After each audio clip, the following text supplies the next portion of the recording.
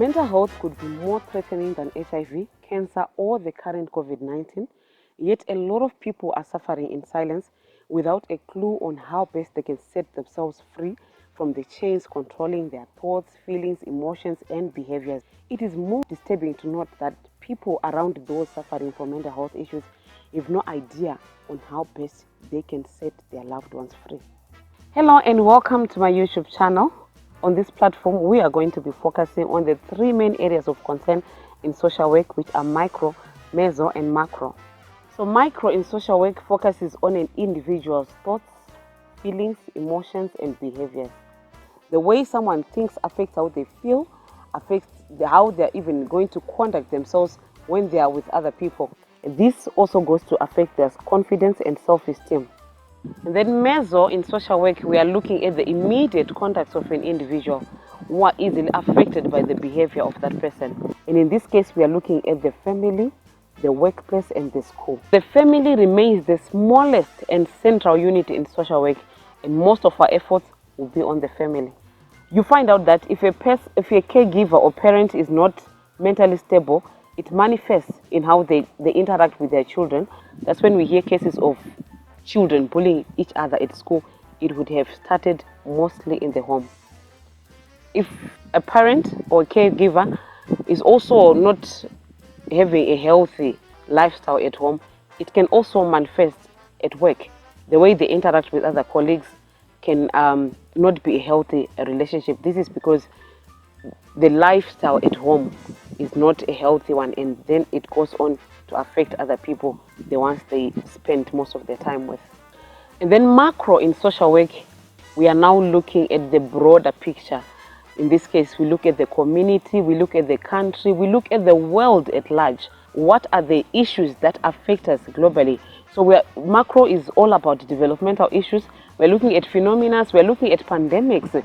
We are also looking at issues of global warming, climate change, poverty, HIV, the current COVID-19, and how we can combat all these phenomena and pandemics affecting the world at large. Now, the purpose of this platform is to keep us informed, educated, empowered, and entertained. And we are going to achieve that in the form of dramas, short plays, interviews, discussions, and documentaries. So if you are new on this platform or perhaps watching us for the first time, we kindly ask you to subscribe to our YouTube channel.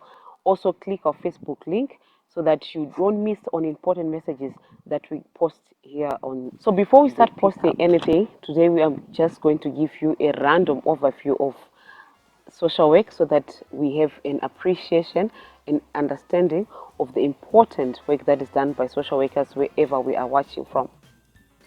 So the question people could be asking right now is, whom does social workers work with? Which are the populations that social workers work with? So to start off with, I'm going to highlight the key populations that social workers work with. But these can extend beyond the ones we are going to say out here. But basically, these are the key populations social workers get to meet on a daily basis. Social workers work with people who are stressed, people who are traumatized, people who have been abused, people who are abused, people who are rejected, people who are tormented by past or childhood experiences. So what must the social worker do when they come in contact with a person who is affected by one or all of these conditions that we have said out here? The social worker must be mindful of unpleasant, serious toxins that the person might have accumulated because of being exposed to a certain conditions that led them to be stressed, that led them to be traumatized, or that left them with feelings of rejection. So the social worker engages the client in a counseling session, which is a way of helping them talk how they feel and express their emotions so that they restore their normal functioning. Social workers also engage clients in cognitive behavioral therapy, which is a way of correcting wrong or negative thinking patterns, which can, if not dealt with, they can lead to depression or suicidal thoughts. And there are so many other ways which social workers use to restore a person's normal functioning. Now, the biggest question that everyone could be asking is, so how do social workers aim to end all the problems that we have seen or that are being faced by individuals, that are being experienced by families, that are affecting communities, that are affecting the world at large. So first, it is important to understand the approaches or methods in social work. So social work can be preventive or curative. So in preventive, we are talking of programs that we can put in place to prevent the occurrence of situations or events that can affect the normal functioning of people. So in preventive, we have education.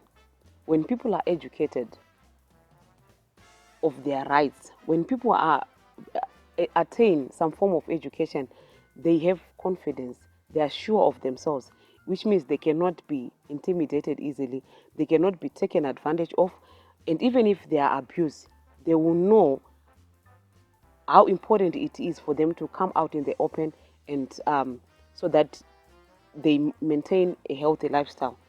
So education is another way of preventing the problems or the social ills that we are seeing in society today.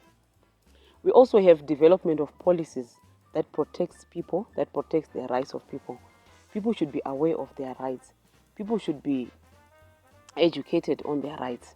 We must have education policies that are strong enough to enhance or better the lives of people. Income generating projects is also another way of preventing poverty. We understand that poverty is the key driver to HIV.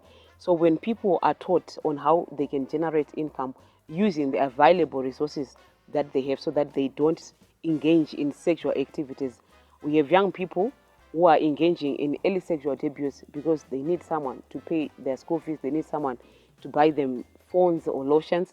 So if they're educated, if they've been taught on income generating projects, they can be empowered. So curative in social work, we are looking at interventions. We are looking at programs that we put in place after an individual has been exposed to a certain lifestyle. I'll give an example of a young person who has been abusing alcohol or who has been into drugs. We'll have to make sure that young person has been rehabilitated so that we correct the behavior of the person. So rehabilitation is another way of curative, of correcting a behavior, of correcting a situation.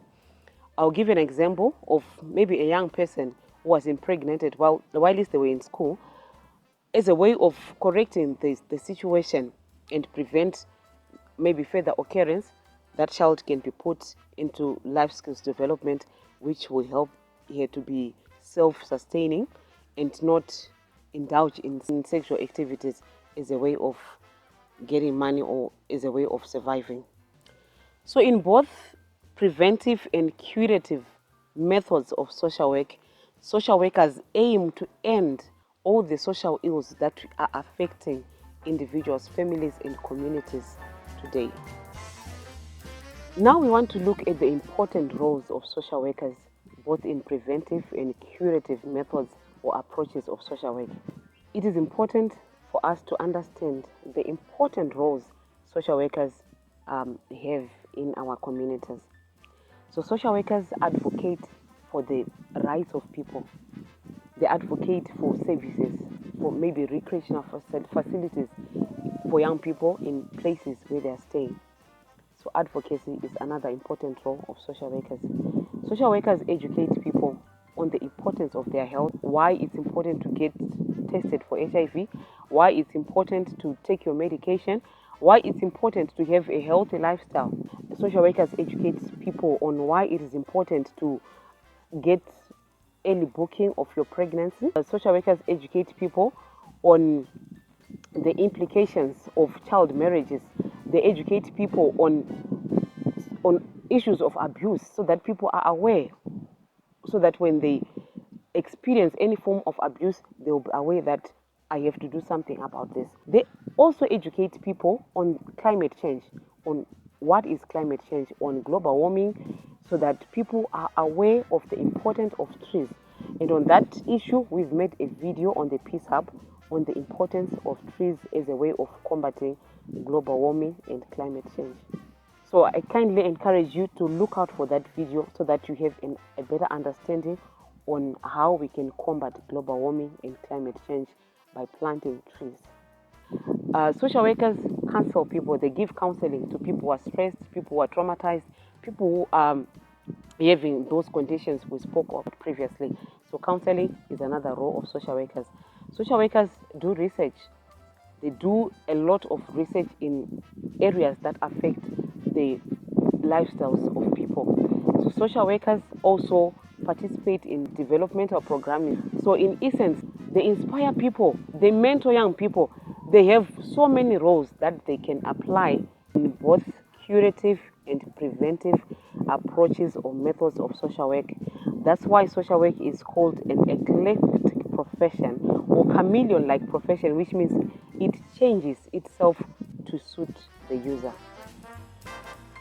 I hope you now have a better understanding and appreciation on the important work done by social workers wherever you might be watching from. For more videos on mental health and issues that we have spoken about here, don't forget to subscribe to my YouTube channel. Also like our Facebook page and follow us on Facebook by clicking the link below. Don't forget to leave a comment and share the link with your friends.